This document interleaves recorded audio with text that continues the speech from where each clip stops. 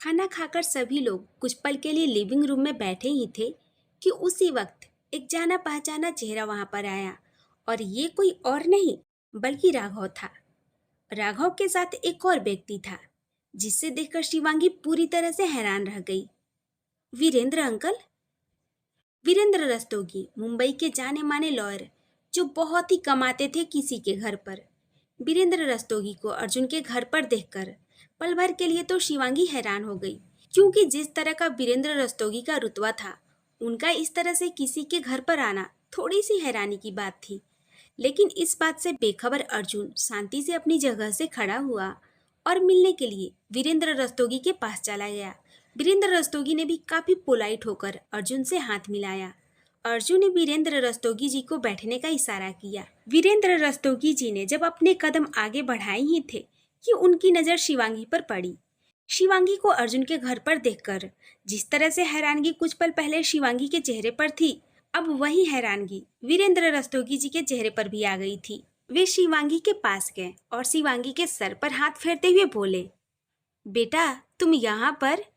इससे पहले कि शिवांगी उनके सवाल का जवाब दे पाती, अर्जुन ने कहा, आपको जिस काम के लिए बुलाया गया है उस काम के अंदर ही आपको इस सवाल का जवाब मिल जाएगा मिस्टर रस्तोगी।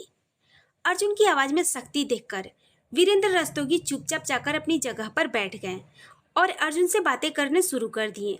बहुत ही दिनों बाद याद किया अर्जुन, मुझे तो लगा था कि मिस्टर अर्जुन शेखावत हमको भूल ही गए हैं। आपको कैसे भूल सकते हैं? हमारा पूरा लीगल काम आप ही तो देखते हैं। लेकिन आज जिस काम के लिए आपको बुलाया है उसके बारे में शायद राघव ने आपको बता दिया होगा। अर्जुन ने कहा, जी हाँ, पूरी तरह से बता दिया है। तो फिर सब काम हो जाएगा? अर्जुन ने पूछा। शिवांगी तो दोनों की तरफ ही देख रही थी। उनकी बातें उसे बिल्कुल समझ नहीं आ रही थी। आखिर वे दोनों किस बारे में बात कर रहे थे? मिस्टर वीरेंद्र रस्तोगी जिनके हाथ में छोटा सा सूटकेस था, उन्होंने वे सूटकेस जो कुछ देर पहले जमीन पर रखा हुआ था वापस से टेबल के ऊपर रखा और कुछ पेपर्स निकालने लगे। उन्होंने वे पेपर निकाले और अर्जुन के सामने करते हुए कहा, इस पर साइन कर दीजिए, आगे का मैं खुद देख लूंगा। अर्जुन ने पेपर लिए और साइन कर दिए। अर्जुन के साइन करने के बाद वीरेंद्र रस्तोगी ने वे पेपर शिवांगी की तरफ कर दिए। अपनी तरफ पेपर देखकर शिवांगी उलझी हुई नजरों से रस्तोगी जी की तरफ देखने लगी। रस्तोगी जी ने कहा, साइन करो बेटा। लेकिन ये कौन से पेपर हैं? इतना कहते हुए शिवांगी ने वे पेपर उठाई। जैसे ही उसकी नज़र उस पेपर पर पड़ी, वे हैरान रह गई और चौंकते हुए अर्जुन की तरफ देखने लगी। दूसरी तरफ 3 राजपूत ब्रदर बैठे हुए थे। अजय जी काफ़ी देर से किसी को कॉल लगाने की कोशिश कर रहे थे, लेकिन उनका कॉल लग नहीं रहा था, जिससे वे काफ़ी ज़्यादा इरिटेट हो रहे थे। उनके इरिटेशन उनके चेहरे पर भी नजर आ रही थी।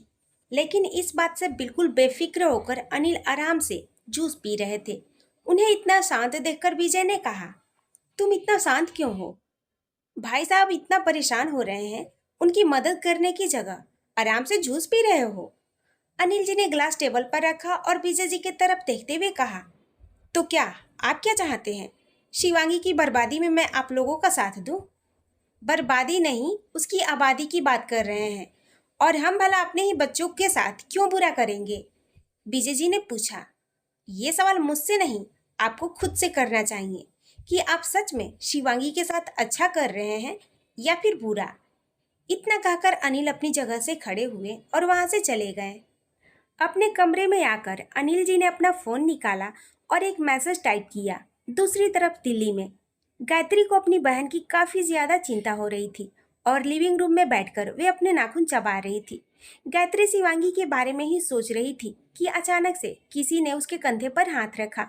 वे चौंक गई और चौंक कर अपने पीछे देखने लगी। सामने मिसेस शेखावत खड़ी हुई थी। अपनी माँ को सामने देखकर गायत्री ने कहा, माँ आप यहाँ क्या कर रही हैं? आपको तो दवाई खाकर आराम करना था ना? मिसेस शेखावत घूमकर गायत्री के सामने आकर खड़ी हो गई और पूछा, तुम किस सोच में हो? इतना पूछकर मिसेस शेखावत गायत्री के पास ही बैठ गई और जवाब की उम्मीद में गायत्री की तरफ देखने लगी। गायत्री सोचने लगी कि उसे बता देना चाहिए कि वे किस बारे में टेंशन ले रही थी, तो दूसरी तरफ वे खुद से ही उस सवाल का जवाब दे रही थी कि नहीं, उसे नहीं बताना चाहिए। उसे इस तरह से बिल्कुल खामोश और शांत देखकर मिसेस शेखावत ने फिर से पूछा, कुछ पूछ रही हूँ तुमसे? क्या हुआ? गायत्री ने मिसेस शेखावत की आवाज़ सुनी और फिर उनकी तरफ देखने लगी। मिसेस शेखावत ने कहा, मैंने तुमसे कुछ पूछा है और तुम अपनी ही दुनिया में खोई हुई हो। कई बार दिल की बातें किसी से शेयर कर लेनी चाहिए और अभी यहाँ पर तो अतुल भी नहीं है। अतुल भी बिजनेस के लिए शहर से बाहर है। शहर से क्या, वे तो इंडिया से ही बाहर है। गायत्री को भी मिसेस शेखावत की बात ठीक ही लगी। अगर वे खुद से ही सवालों के जवाब देती रहेगी और खुद से ही सवाल करती रहेगी तो सॉल्यूशन कभी नहीं निकलने वाला था।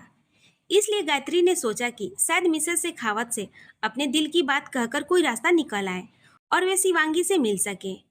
माँ, मैंने आपको अपनी बहन के बारे में बताया था ना, शिवी के बारे में? गायत्री ने कहा। शिवी? मिसेस शेखावत सोच में पड़ गई। अपने सामने मिस्टर रस्तोगी के लिए हुए डॉक्यूमेंट देखकर शिवांगी पूरी तरह से हैरान रह गई। रागिनी और नैना तो दूर कोने में बैठी हुई थी। उन्हें कुछ पता नहीं था, लेकिन शिवांगी के चेहरे पर आ रहे अजीब से एक्सप्रेशन वे दोनों भी नोटिस कर रही थी। लेकिन सबके सामने जाकर इस वक्त पूछना उन्हें ठीक नहीं लग रहा था, इसलिए चुपचाप दोनों वहीं कोने में बैठी हुई थी। शिवांगी ने घूरकर अर्जुन की तरफ देखा और कहा, ये क्या है? अर्जुन ने काफी रिलैक्स माइंड से जवाब दिया, वही जो तुम्हें दिखाई दे रहा है। मैं ऐसे किसी पेपर पर साइन नहीं करने वाली। शिवांगी ने साफ साफ शब्दों से मना कर दिया। रागिनी और नैना दोनों चुपचाप होकर बैठना चाहती थी और देखना चाहती थी कि आखिर हो क्या रहा है।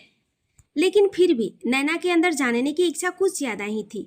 उससे चुप नहीं रहा गया और रागिनी से बोली, अरे पूछ ना जाकर, क्या हुआ? कौन से पेपर साइन करने हैं और क्यों मना कर रही है?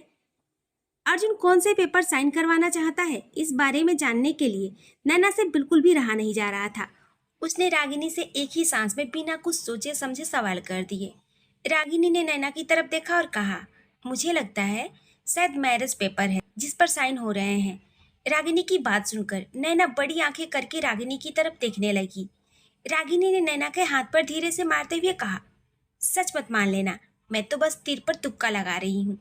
अब मुझे क्या सच में पता होगा? नैना ने जब रागिनी का जवाब सुना तो मानो जैसे कि उसे दुनिया जहान की शांति मिल गई हो। लेकिन जब महसूस किया कि रागिनी के कहने का मतलब क्या था तो वे गुस्से से बोली, तो फिर मैं क्या कहती? जहाँ पर तू बैठी है वहीं पर मैं भी बैठी हूँ। जितना तुम्हें सुनाई दे रहा है उतना मुझे सुनाई दे रहा है। कुछ अलग तो दिख नहीं रहा, इसलिए मैंने नॉर्मल तुक्का लगाकर तुम्हें बता दिया। नैना दांत पिसकर बोली, तीर तुक्का? तुक्का तो कभी अच्छा लगाया जाता है। तुक्का, और वे भी शादी का। सगाई बहुत अच्छी थी और वे भी हम लोगों के लिए नकली। अचानक से सब कुछ पता चला है कि असली है। शादी के लिए? नहीं नहीं, इतने सपना हाई लेवल की नहीं देखते। हम लोगों को यहीं पर धरती पर रहना है। शिवांगी पेपर साइन करने के लिए साफ साफ मना कर दी, लेकिन अर्जुन के चेहरे पर कोई भी एक्सप्रेशन नहीं था। वे काफी आसान तरीके से बैठा हुआ था। शिवांगी भी अर्जुन के इस बिहेवियर को अच्छे से नोटिस कर रही थी, लेकिन उसे समझ नहीं आ रहा था कि आखिरकार अर्जुन ना सुनने के बाद भी इतना शांत क्यों है। अर्जुन के बारे में शिवांगी यही सोच ही रही थी कि उसी वक्त उसका फोन रिंग करने लगा। उसने फोन देखा तो उस पर किसी का मैसेज आया हुआ था। शिवांगी ने अपना फोन अनलॉक किया और मैसेज देखा। ये मैसेज उसके छोटे चाचा जी की तरफ से था, यानी कि अनिल जी की तरफ से आया था। मैसेज देखकर शिवांगी खुद से ही बोली, चाचा जी का मैसेज, वे भी इस वक्त? सोचते हुए शिवांगी ने मैसेज ओपन किया, लेकिन मैसेज पर लिखे हुए शब्दों को पढ़कर तो शिवांगी और भी ज्यादा हैरान रह गई। वे फोन की तरफ घुर घुर कर देखने लगी। अर्जुन, जो काफी देर से बिल्कुल शांत बैठा हुआ था, अचानक से उसने शिवांगी के हाथ से उसका फोन खींच लिया और अपने पास रखते हुए शिवांगी की तरफ देखा और कहा, अब तो फैमिली मेंबर की परमिशन मिल चुकी है। मुझे नहीं लगता कि तुम्हें इस बात से अब कोई प्रॉब्लम होने वाली है। मेरे चाचा जी को इन सब में लाने की क्या जरूरत थी? और आप तो उनसे अच्छे तरीके से बात तक नहीं करते, तो भला वे इतना कुछ होने के बाद भी मुझसे साइन करने के लिए कैसे कह सकते हैं? शिवांगी ने कहा। शिवांगी का शक करना भी ठीक था। आखिरकार हॉस्पिटल में इतना कुछ हुआ था और वे भी उसकी आंखों के सामने। उसके बाद भी उसके चाचा जी उसे साइन करने की परमिशन कैसे दे सकते थे? साइन तो करने पड़ेंगे। इसके बाद के सवाल जवाब तुम अपने चाचा जी से पूछ लेना, अर्जुन ने कहा। शिवांगी ने टेबल पर रखे हुए पेपर को देखा और फिर अर्जुन की तरफ देखने लगी, लेकिन अर्जुन ने काफी रिलैक्स तरीके से अपने हाथ में पकड़ा हुआ पेन शिवांगी की तरफ करते हुए कहा, लो पेन और कर दो शुभारंभ। शिवांगी ने पेन तो ले लिया, लेकिन अभी भी उसके दिमाग में कुछ बातें चल रही थी। उसने पेपर लिया और जैसे ही साइन करने वाली थी कि अचानक से उसने कहा, नहीं, मेरी कुछ कंडीशन है, उसके बाद ही मैं पेपर साइन करूंगी।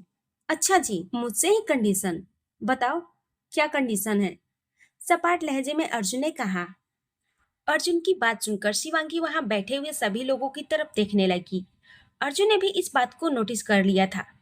ठीक है, अगर तुम अकेले में करना चाहती हो तो कोई बात नहीं, हम अकेले में भी कर लेंगे। इतना कहा और अर्जुन ने शिवांगी को अपनी बाहों में ले लिया और वहां से चला गया। रूम में अर्जुन ने शिवांगी को बेड पर बैठा दिया और एक कुर्सी लेकर शिवांगी के सामने आकर बैठ गया। अर्जुन ने कहा, तो बताओ, क्या कंडीशन है तुम्हारी? क्या ये शादी कॉन्ट्रैक्ट होने वाली है? क्या ये कंडीशन थी? अर्जुन ने पूछा। नहीं, मैंने पूछा, लेकिन इससे पहले कि शिवांगी अपनी बात पूरी कर पाती, अर्जुन ने कहा, ये शादी कोई कॉन्ट्रैक्ट शादी नहीं होने वाली जिसे हम 6 महीने, 1 साल, 2 साल या फिर 3 साल बाद खत्म कर देंगे। ये शादी लाइफ टाइम की है। बताओ फिर, और कुछ पूछना है? अर्जुन ने काफी रिलैक्स होकर जवाब दिया, मेरी एक कंडीशन है कि विदाउट परमिशन आप मुझे टच नहीं करेंगे।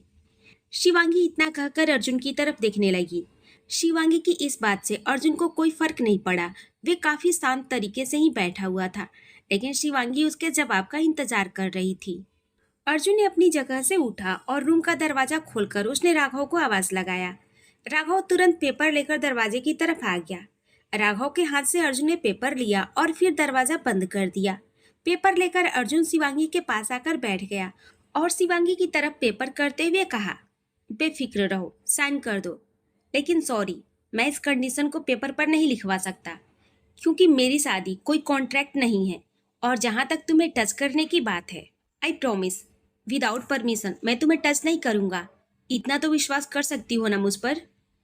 अर्जुन की बात सुनकर शिवांगी अर्जुन की तरफ फिर से देखने लगी।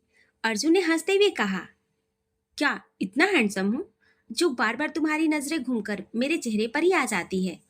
अर्जुन की बात सुनकर शिवांगी ने तुरंत अपनी नजर नीचे कर ली और बिना कुछ कहे अर्जुन के हाथ से पेपर और पेन पकड़कर पेपर पर साइन कर दी। विश्वास करती हूँ आप पर, उम्मीद है कि आप विश्वास को तोड़ेंगे नहीं। लेकिन एक बात और ध्यान से सुन लीजिए, शादी के पेपर पर आपने साइन तो करवा लिए हैं, लेकिन इसका मतलब ये नहीं कि आप हर किसी लड़की से मिलते रहें। इसलिए डिस्टेंस बनाकर रखिएगा, क्योंकि इसके बाद आप सिंगल नहीं रहेंगे। हाँ बिल्कुल, जब मेरी इतनी अच्छी, प्यारी और सुंदर पत्नी मेरी आंखों के सामने रहेगी तो भला मैं किसी और लड़कियों पर अपनी नजर क्यों घुमाऊंगा? हाँ, अर्जुन ने मुस्कुराते हुए कहा और पेपर शिवांगी के हाथ से ले लिए। राघव अभी भी कमरे के बाहर ही खड़ा था। कमरे के बाहर आकर अर्जुन ने वे पेपर राघव को देते हुए कहा, जल्दी से जल्दी कोर्ट में सबमिट करवाओ और मैरिज सर्टिफिकेट मेरे हाथों में होना चाहिए कल सुबह तक। Yes sir. इतना कहकर राघव ने पेपर ले लिया और वहां से चला गया। राघव के वहां से जाने के बाद अर्जुन कमरे में फिर से वापस आया और शिवांगी से बोला, काफी वक्त हो चुका है, तुम्हें भी दवाई लेकर आराम कर लेना चाहिए। अर्जुन ने शिवांगी को दावा दिया और शिवांगी को रूम में लेटाकर खुद भी कमरे से बाहर आ गया। अर्जुन जब बाहर आया तो उस वक्त राघव और उसके साथ आए हुए लॉयर दोनों वहां से जा चुके थे। अभी इस वक्त उस लिविंग रूम में नैना और रागिनी के अलावा और कोई मौजूद नहीं था।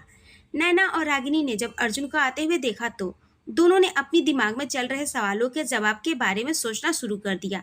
अर्जुन जैसे ही अपनी जगह पर आकर बैठा, रागिनी ने पूछा, आपने किस पेपर पर साइन करवाए हैं मेरी दोस्त से? अगर आपने ऐसे वैसे किसी भी पेपर पर साइन करवाए होंगे तो हमसे बुरा कोई नहीं होगा। नैना ने कहा, हाँ बिल्कुल ठीक। उन दोनों की धमकी सुनकर अर्जुन ने कहा, डोंट वरी, तुम्हारी दोस्त से कोई गलत पेपर साइन नहीं करवाए हैं। कौन से पेपर थे? रागिनी ने कहा, पर अगले ही पल कुछ सोचते हुए उसने खुद ही अपने सवाल का जवाब दिया, कहीं अपने मैरिज के पेपर तो? रागिनी की बात पूरी हो पाती, अर्जुन ने सपाट लहजे में जवाब दिया, बिल्कुल वही पेपर थे। ये सुनकर रागिनी अपनी जगह से खड़ी हो गई और अर्जुन की तरफ फिंगर पॉइंट करते हुए धमकी देकर बोली, आप हमेशा शिवांगी को अपनी बातों में ही क्यों उलझा कर रखते हैं? और आपकी हिम्मत कैसे हुई उसे ब्लैकमेल करके पेपर साइन करवाने की? कहीं इसलिए तो आप यहाँ लेकर नहीं आए थे? अर्जुन तो हैरान होकर रागिनी की तरफ ही देख रहा था। रागिनी की इस तरह से अचानक से उसके सामने आ जाने से अर्जुन थोड़ा पहले ही पीछे हट चुका था। रागिनी को भी अपनी गलती का एहसास हुआ और उसने तुरंत अपने कदम पीछे ले लिए और अपने हाथ भी पीछे कर लिए। अर्जुन ने सीरियस होकर कहा, तुम्हें क्या लगता है अगर मैं ये कदम नहीं उठाता तो जो हॉस्पिटल में हुआ है उसके बाद शिवांगी के साथ किस तरह का व्यवहार होता। उसकी शादी पहले से ही किसी के साथ तय हो चुकी है विदाउट उसके परमिशन के, और मुझे लगता है कि वे तो शादी करना भी नहीं चाहती। अगर ऐसा होता तो मुझे नहीं लगता कि वे तुम्हारी मदद करने के लिए नकली एंगेजमेंट के लिए कहती। और वैसे भी उसके परिवार वाले को उसकी खुशियों से मतलब नहीं बल्कि अपने बिजनेस से मतलब रखते हैं। और तुम्हारी जानकारी के लिए बता दूं, मैंने शिवांगी से शादी उसकी परमिशन और उसके फैमिली मेंबर की परमिशन से की है। Family member? आपके कहने का क्या मतलब है? रागिनी ने पूछा। इस बीच रागिनी का गुस्सा अर्जुन की बात सुनकर हल्का सा शांत हो गया था। अर्जुन ने कहा, शिवांगी के चाचा अनिल राजपूत। रागिनी को इस बात का अंदाजा तो हो चुका था कि जो कुछ भी इस बार मुंबई में हुआ था वे अब कुछ ठीक नहीं होने वाला था। अगर शिवांगी वापस अपने घर पर अपने गांव जाती है तो डेफिनेटली उसके साथ कुछ ना कुछ बुरा होता, और वे इस बार वे सब फिर से नहीं होने देना चाहती थी जो कुछ उसकी बड़ी बहन के साथ हुआ था। रागिनी ने कहा, हम जानते हैं कि आप शिवांगी से प्यार करते हैं। उम्मीद है कि आप तो उसका साथ हमेशा देंगे, लेकिन उसके पहले हम आपसे उसके बारे में कुछ बात करना चाहते हैं। उसके अतीत के बारे में आपको बताना चाहते हैं। रागिनी की बातों से अर्जुन को कुछ समझ नहीं आ रहा था। उसकी आंखें छोटी हो चुकी थी और वे घूरकर रागिनी और नैना की तरफ ही देख रहा था। नैना ने कहा, अभी जब हम आए थे तो हमें पता चला था कि आप और शिवांगी 3 साल पहले मिल चुके हैं, लेकिन इसके बारे में हमें पता नहीं था। और जब आपने पहली बार शिवांगी को देखा था तब आपकी नज़र को हम पहचान चुके थे। वे कोई आम नज़र नहीं थी, बल्कि कुछ तो था उन नज़रों में, पर हमने इग्नोर कर दिया था। आप लोग कहना क्या चाहती हैं? साफ साफ कहिए, बातों को इस तरह से पहिए की तरह घुमाने की कोई ज़रूरत नहीं है। अर्जुन ने कहा। रागिनी बोली, 3 साल पहले एक बहुत ही बड़ा एक्सीडेंट हुआ था जिसकी वजह से शिवांगी अपनी यादाश्त खो चुकी है।